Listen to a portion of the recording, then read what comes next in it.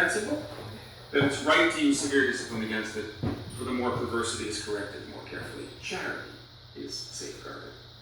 So, the violent extirpation of false beliefs has to be understood as in the service of charity. And I think that is very much what Augustine believed. For the parable's cautionary words applied only to the period before the seed had ripened and grown. And now we just know decisively which is the wheat and which is the weed. That's the point of having doctrine.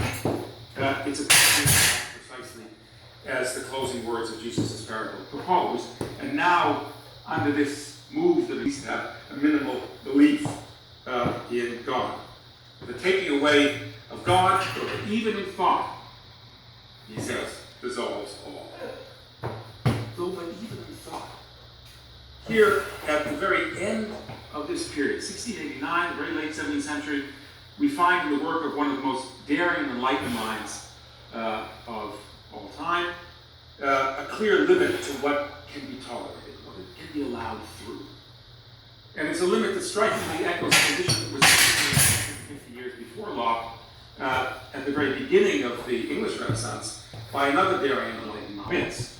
So there were people in the monasteries of the Middle Ages who had notions of that there was a theory in the ancient world of atomism, that the universe was put together out of tiny, indivisible substances. But no one was prepared for the full implications of the interlocking argument that Lucretius' work brought back. It was one thing to think that the world is made up of atoms. It's another thing to understand what that means philosophically.